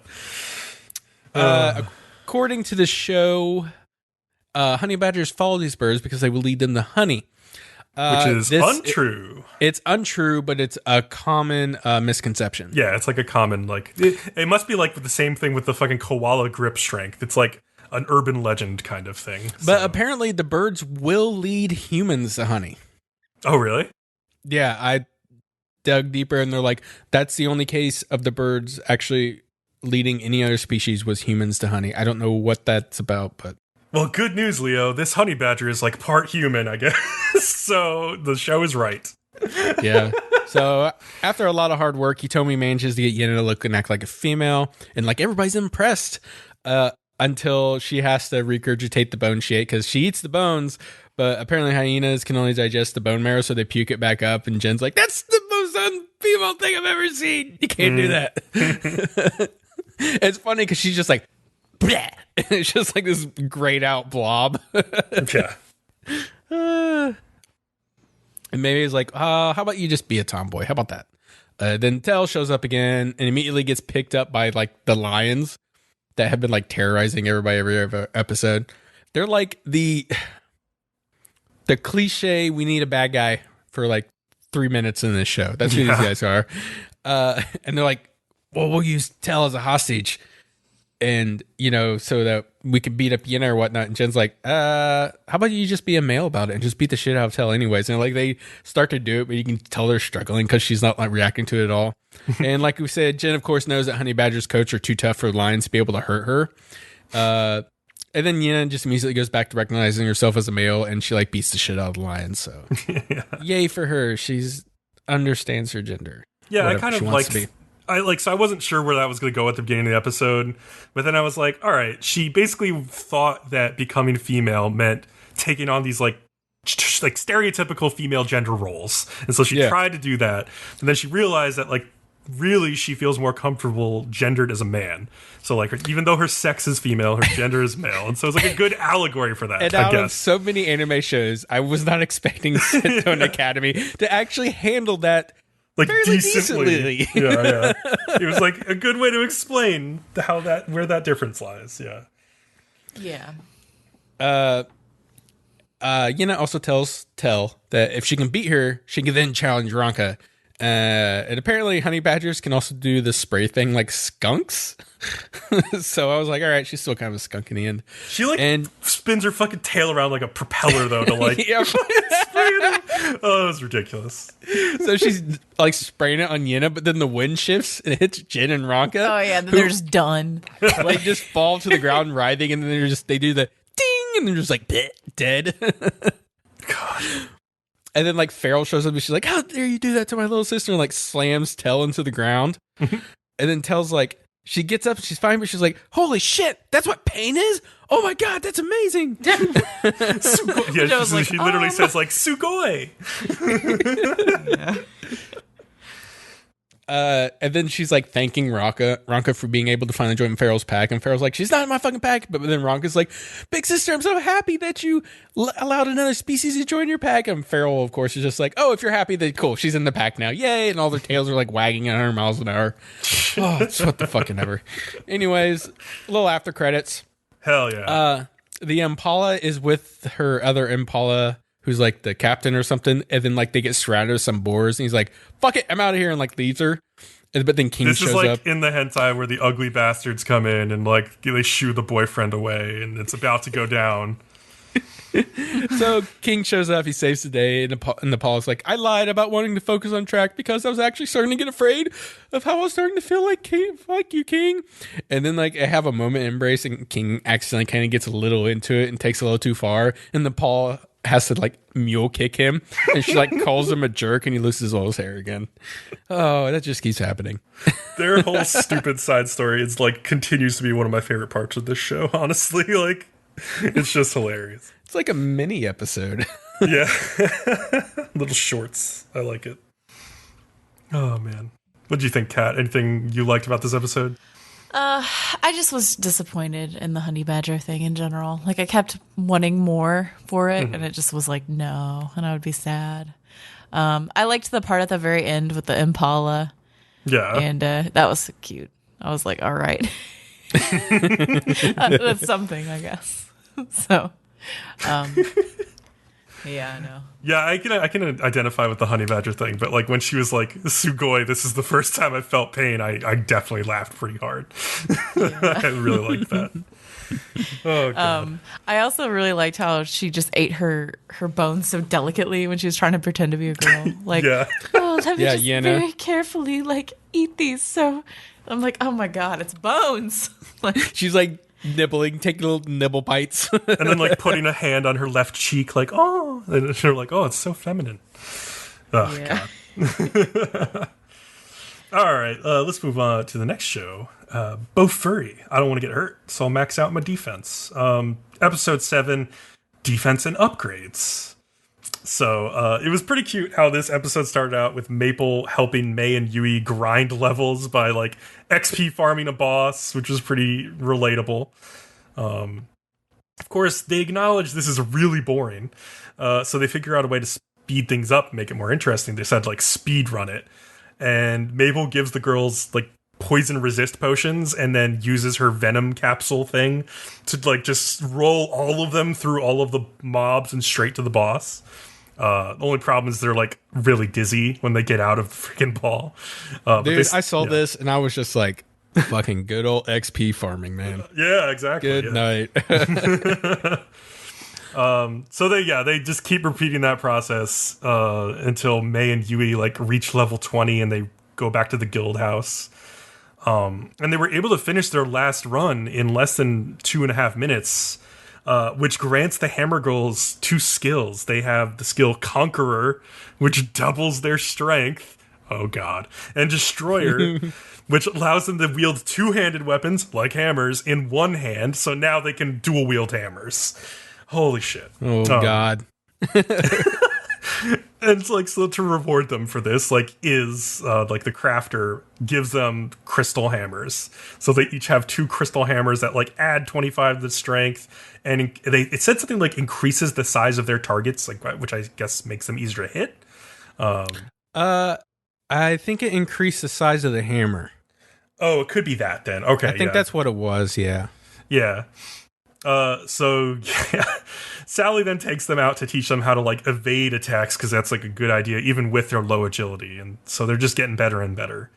And then like the whole middle part of the episode is like a bunch of other people getting upgrades and stuff too. Like Kanade goes off and she solves like a jigsaw puzzle, which like improves her Akashic Records thing.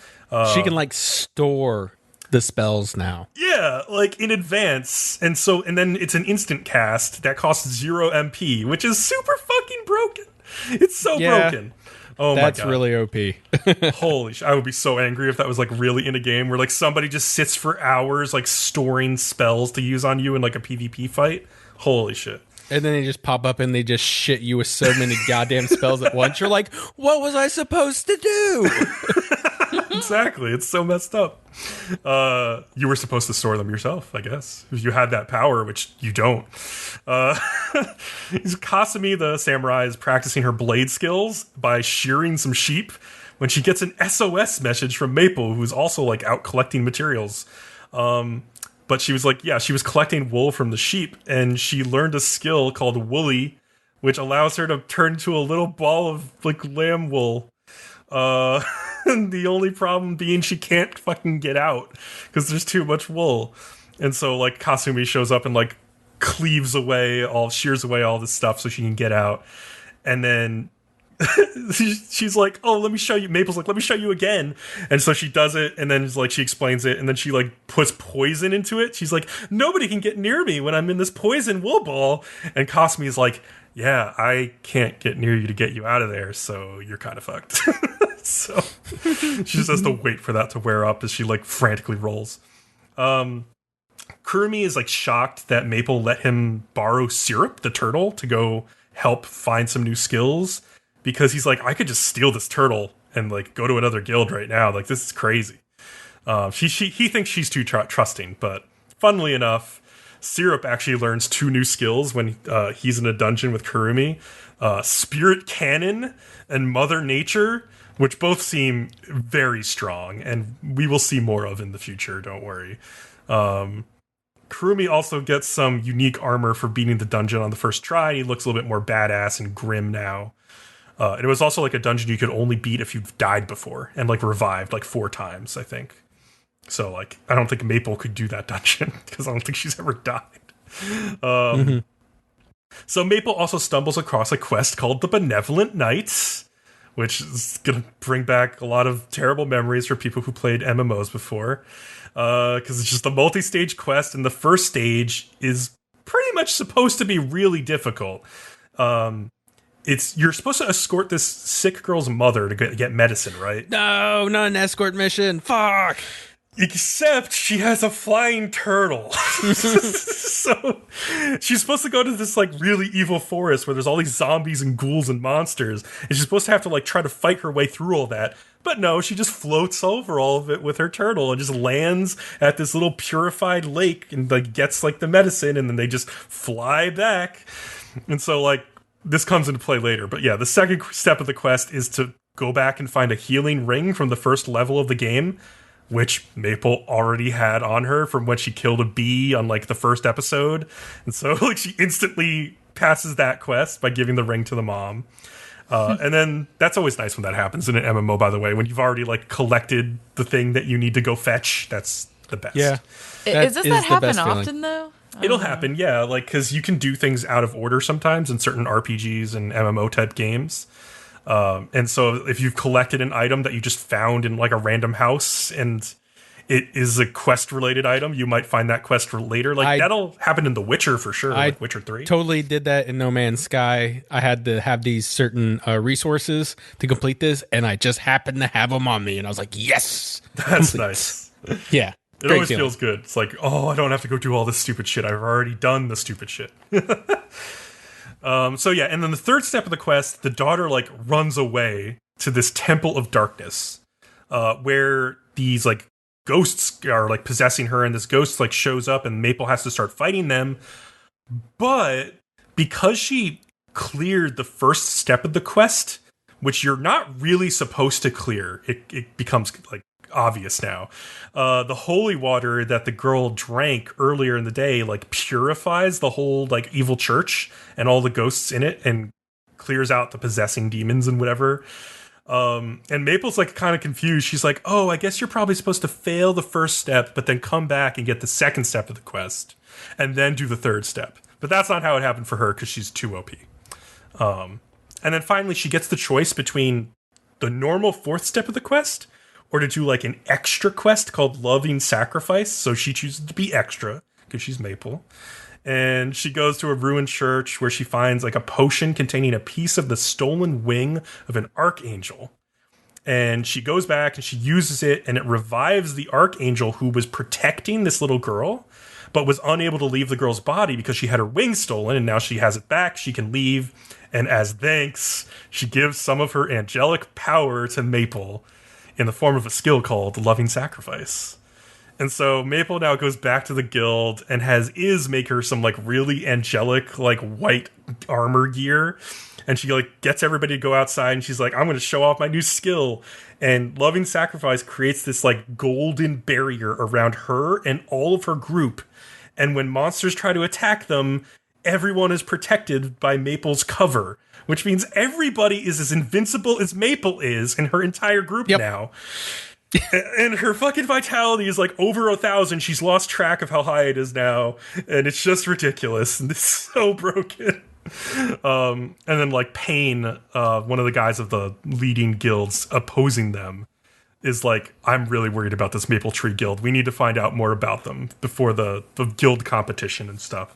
So they're scheming to like spy on them at the end of the episode, but like honestly, they're so fucked.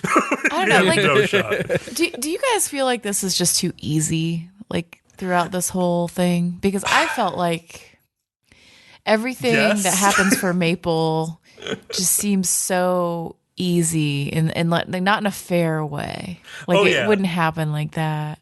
But that part of it is what makes it so funny to me, because like it is so easy, and she is just like benefiting from it like so readily. Like as a person who plays RPGs and MMOs on occasion and is so frustrated by the progression in those games sometimes, to see somebody just destroy the game makes me laugh a lot. Even though it is really easy, like this is not a great MMO story. It's not like a great like traditional, like if I was playing this game, I would hate Maple, and I would hate the developers of the game, and I would hate everything about the game because it's broken and stupid, and like people aren't like having fun with that stuff like Maple. They would abuse it and just destroy everyone around them. As a gamer, I find it a little bit satisfying. Yeah. That she can break the game. But like, yeah, if I was playing a game and it was that broken, fuck that. Yeah. Like even all of her teammates around her are like, I guess this is okay since she's on our team. Like, but because like everybody would immediately make a second character and do it just like Maple did, and there would just be nothing but fucking absolute tanks walking around everywhere. And that's why this is kind of escapism for me, because this can't happen in real life. It just can't. It wouldn't work. It would never happen. Yeah. No. So that's why I kind of enjoy it, even though it's not realistic. Yeah. Yeah, I don't know. I just like it's funny at first, but eventually I feel like it has to be like less funny, you know? Yeah. Like it's just not as funny as the first like billion times they made the joke of like, haha, it's so easy. Now it's just like, but now it's not challenging. Now there's no It's almost like One Punch Man, where it's like there is no, this fight is going to end with Saitama hitting the guy with one punch. Like, but it's like the journey along the way. That is the important part. Like to me, it took me a lot longer to get bored of One Punch Man, though. Like I eventually did, but it took me like a season before I was done with it. Whereas this, I'm like, episode 7. There is bored. no season 2 of One Punch Man. It does not exist. We did not review it. We're gonna pretend it doesn't exist for our own benefit. Didn't it do really good in a lot of the awards this year? And then like I saw that and I was like, we kind of shit on it. Actually. I mean, you know what? It deserved what it fucking got. If people want to sit there and pretend it was good, then that's on them. I don't know what to say. That well, in I don't know, not in the Crunchyroll Awards. I don't remember it winning in anything. It got nominated though, but it didn't win. We don't pull the hard punches here. We admit when things are fucked up. Okay, Yeah. You didn't see us giving any old shows that do really well like any favors. All right, we didn't. What's the Time anime that had the second season that we will not speak of? Time anime. I need more than time. Steins Gate. We didn't like pull any fucking punches on Steins Gate. All right, and we didn't cover Alicization, even though like realistically we should have. It's shit, so we're not going to cover it. I don't care that the first few seasons were good. That's fine. We're gonna tell it how it is. So if that makes us unpopular, then that's fine. Yeah. Speaking of great sequels, Haikyu to the top. Yeah. I mean, and this one actually is doing well. I was worried about it for a second because the first few episodes were, but it's doing better. Mm-hmm. I don't know. I'm getting bored with it again. Especially after you guys talked about like how hyped like the last season was. I'm like, damn it. Yeah, well, the thing about last season, it was like almost entirely like a game or like a really big match. Like, and this is a lot of practice leading up to some awesome matches. Lots of practice. Yeah. So once we get into the games, it's going to be great, but it's just we're taking a while to build up everybody. Okay, so episode 7, we ended the last episode with like you getting pissed at Tobio for saying he's in the way, but he gets over it super quick when he realizes he was actually blocking the attackers in the back. He's like, oh, that's what you meant. Cool. That's fine. What they're doing is they're kind of addressing how Tobio has a little bit of a problem with how he tells people things. He just doesn't always word things right, and even like his tone of voice is not what he's really meaning. He's literally saying things as constructive criticism, but it comes out sounding as if he's blaming them for stuff. And that's kind of the big problem. And then like some randos from how are we saying this? Data Tech? Oh, Date Tech. Date Tech.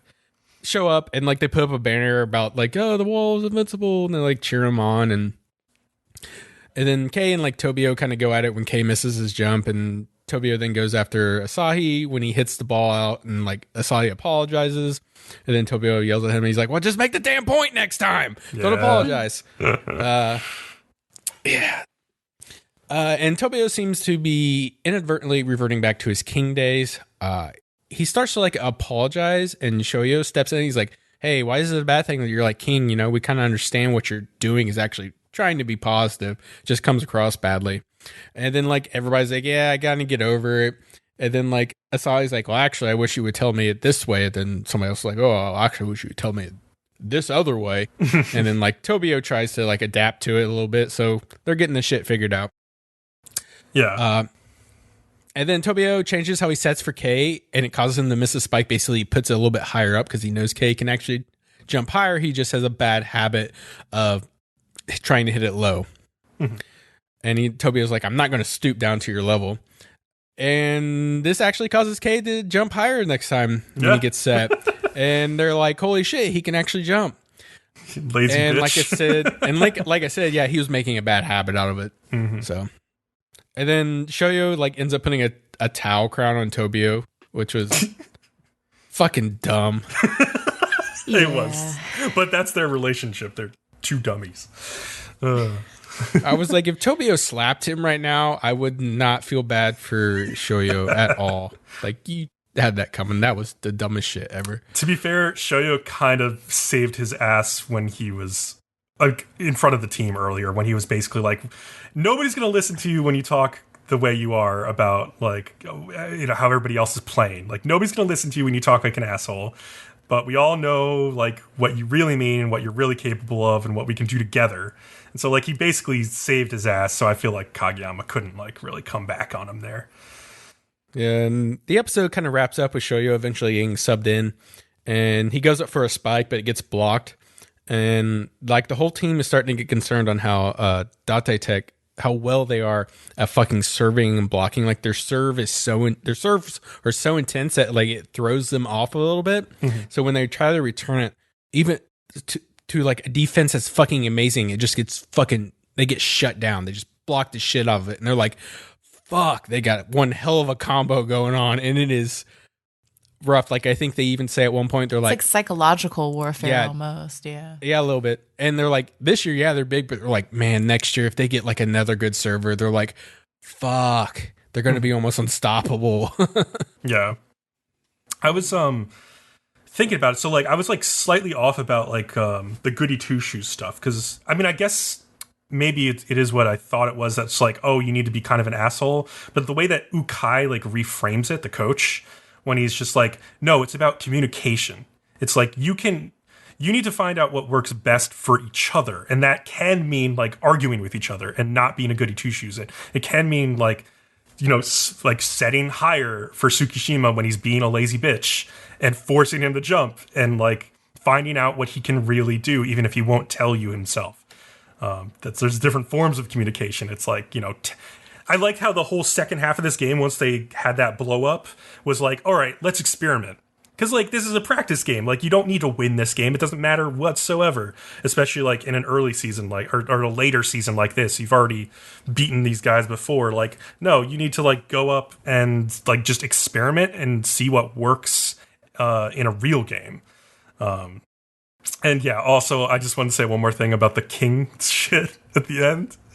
When Hinata said, like, no matter how much you pretend you're a nice little boy, you're a king deep inside.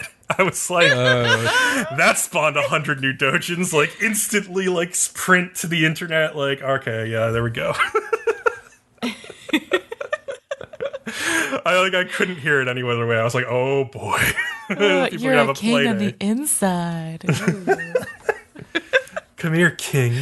I just liked how they came together and were like, you know, you were kind of an asshole, but we're not going to let this ruin everything. Like, we still like you. It's fine. You had some good points. Whatever. Like, they didn't let it. I feel like a very natural way for this would have gone is what we were talking about last episode, Bcom, where they just would have been like, and now he's having some sort of dramatic moment and he's going to be angry and everyone's going to have to deal with it. Oh, and it would have been a big deal. And instead they're like, nah, we're not going to fall into that trope. Like, he's going to try this and everyone's going to just lift him out of it and be like, whatever, and it's going to recover. I felt like it was new and different and not what you see. I mean, I've never seen it go like that. Once they go down the, like, dramatic, angry protagonist role, usually, like, they're stuck like that, you know? Yeah. So I was proud of the show for not falling into the trope. So. Oh, yeah, it's good. Yeah, but like we were saying at the beginning, let's play some games soon, please. Let's do this. Come on, guys. Yeah, no, there does need to be a game soon. Although at least they're doing something now. At least it's a practice game. Yeah, for sure. Yeah, it's just like, yeah, we need to move forward here. We need to get going. We've had enough of the practice, and like I think everybody's sort of like learned enough, and we've seen where all the other players stand. It's like they're ready to go now. So I hope we see that starting next episode. Yeah, for sure. Okay, so are you ready for our end of episode treat? Yeah, let me just get. I made some eggs earlier. I'm just gonna eat them while we do this review. Okay. Okay. You gonna salt those eggs? Make sure they're extra salty. Oh, Jesus Christ. Just like clanking a plate together. It's like, I don't actually have eggs, I'm not gonna lie. I mean, you could just like bite into something. That's good. So yummy. Delicious ostrich. I would love to try ostrich, actually. Ostrich egg, they're huge. Oh, I don't know. Yeah, I know. What if it doesn't taste good though, and then you've just wasted like an entire ostrich egg? Well, everything I've seen, it tastes good. It's just like the egg's so big and thick, they literally have to have a power drill to get through the fucking thing. Do you really have to have a power drill to get through a fucking ostrich egg? They're super hard. Okay, now we need to look this up. Okay, Bcom, can you look this up while I talk? I want to know. Also, why were there no ostrich women in this fucking episode? There are Would harpy that not girls have been? I and mean, penguins. Tell me that an ostrich woman would not have been hot. Feathers freak me out, so no. What bird girl would you most want to see? I can't do bird girls. Fuck no. Well, you like Majorie well enough, don't you? The main yeah, girl. but I see her feet, and I'm like, ugh. You just have to like do it in a position where you don't have to see her feet. Just have her bend over a little bit. Ostrich eggs are more than 10 times thicker than normal eggs. Oh. So you can't just crack it. Oh man, it says like to take a tip of a screwdriver or a heavy chef's knife and wait. Oh wait, once you have a fissure though, like so, I don't know if you like really hit it hard on something or score the line in the shell with a hacksaw or serrated bread knife. Holy shit. Damn. Yeah, they're super hard to get through. Damn, a serrated bread knife, just like grind. Or, in order to preserve the shell, which has a certain decorative value, you can also drill into the shell and force out the contents using a cordless power drill. Make a half-inch hole in the bottom of the shell. Okay, Leo is brilliant. We never knew this, but he is. He knows everything. I know my cooking. Okay, let's just keep it at that. Oh man. Okay, so Bcom, seriously though, what if you could get any bird girl? Bird girl? Huh. Hummingbirds, because they like float. I was gonna say hummingbirds. Oh, seems like so many possibilities there. Okay, fans write in or draw in. Who can draw? Or join our Discord girl? and tell us. Yeah, tell us. No, yeah. show us your fucking art. Who can draw a hummingbird girl? A sexy, nude hummingbird girl. Oh, Jesus Christ. Doesn't have to be nude. It can just be sexy. No, it should be nude. I want to see all the nude hummingbird girls. Nude but censored. It's fine. Don't listen to Bcom. Do just it however you eggs want. Where the naughty parts go. It's fine. Anyway, so this episode, They go to an egg laying place because they're like really interested in Majori's like egg laying because she does it every month. And they can't see her laying her eggs because, she's not going to fucking show them. Yeah. So instead, they go to this brothel for egg laying, which is interesting. But I guess, there's all kinds of kinks in this world. I don't know. This is a weird one, though. It is fucking weird. I was so uncomfortable. Just really? Like, how Stunks has his hands over his face? Mm-hmm. That was me. In real life, just like, this is not kosher, man. Fuck this. This is so disturbing. Like, I wasn't that uncomfortable because Monster Musume broke the seal on this when Poppy, like, laid an egg in that episode. So I was already like, I can see how this can be a sexy kind of thing. But, like, they go so far beyond in this episode. Like, it's just so... Oh, it's so weird. They do go kind of beyond. But I don't know, like, a lot of it, I guess I understand. Like, there's all kinds of fetishes. It's just... And it is really a fetish for people to, like, lay eggs and shit. Like, there's already a bunch of porn online just in the real world of, like, girls laying eggs that they stuck up inside them. Wait, what? You don't know this? No, I don't know this, cat. You don't know? Well, you know about the ping pong balls, right? I think I've seen that, yes. Okay, well, this just with eggs. Yeah, like they people put eggs up in them. Is it a real egg? Sometimes it's a real egg. Sometimes it's like fake eggs. Oh, it's not. Okay, if it breaks, like, it's just egg. You're not going to die. What if the shell? Oh, come on. It's not that bad. Come on. It's like shards of egg. Oh, God. Okay, I don't want to talk about this. You're not going to die. It may be a little uncomfortable, but you'll be okay. It's a weird and awkward emergency room visit when that happens. Okay, that's not an emergency room visit. You can get that out of there. If I could get a dildo without a flared base out of one of my good friends without an emergency room visit, you can get pieces of little egg, thing out of your vagina. I'm just saying. Get there and like the OBGYN is just like, oh, perfectly poached, and like puts it on the plate. I've never had my hand so far in a person as the day my friend was like, it's stuck, help me. Oh dear. Oh boy. That's an interesting story. I'll tell you one day when I'm drunk. Anyway, that's a whole other thing. I did like, there's a point where they do like a posed break thing and they have a girl with feathered pubes. And I was like, ooh, I like that idea. I saw that too. Yeah. I was like, oh, interesting. Did you not like that either, Leo? Is that not attractive? I don't like feathers are just not in any way sexually attracted to me. It's just off-putting. Yeah. Interesting. So I don't understand why mermen would have a big thing for eggs, because in this thing, they go to this brothel. There's a whole section for mermen. Why the fuck are mermen really into eggs? Well, I mean, like, fish lay eggs, so I guess, like, mermaids would lay eggs, too. I don't know. Would mermaids lay eggs? I don't know. Not Ariel, I guess, but... I mean, maybe she does. You don't know. Oh, shit. Is that how like Eric and Ariel like had a kid? She like laid an egg and then he jacked off on top of the egg. Under the sea. Yeah, exactly. What the fuck? Oh man. Anyway, so the first two that come on are Lamia, and Lamia are really into this place too. Most of the clientele are either mermen or Lamia.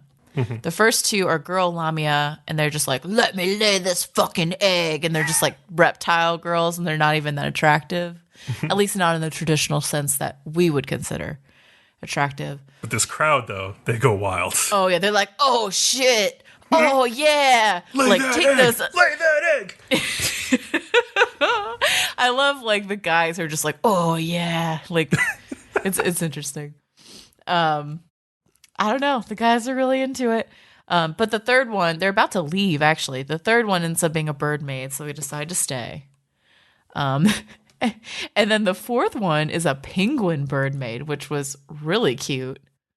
What's really fucking weird?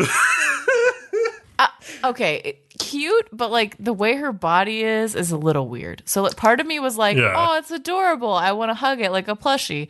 And then part of me was like, something with her hips is off. Like something is weird. It had the penguin hips, but like the thing that threw me off was like her flipper hands. I was like, okay, this is the weird. Flipper hands. You couldn't take the flipper hands. I couldn't take the flipper hands. I was like, oh, see, that part is not the part that bothered me. The part that bothered me was just her hips. Like, so, I don't know, but and she lays 3 eggs, which is apparently like, oh, that's really rare. Oh my god, sort of like a dude. Like waiting a week and a half to jack off and then having like some giant load, sort of like that. Yeah, she had to do a little work to get that third one out. She had to get in the mood, if you know what I'm saying. It wasn't that bad. She did some crowd work. She was doing some crowd work too. Some crowd work, yeah. I know. Absolutely. You know, gotta keep everyone entertained. It's so I love the part where they have Maidry's like a laying scene, and she also does 3, and she just like the show's like, this is so fucked up. We're just gonna go to Maidry for a minute because they like the lizard girl up there or something like that. Yeah, the one with the weird underpants with the ruffles. I was like, ugh. I don't think ruffled underwear look good on almost anyone. One of the things that's interesting is like in the manga, and I just read this just a couple days ago. You don't see the egg coming out as much as it's animated in the anime.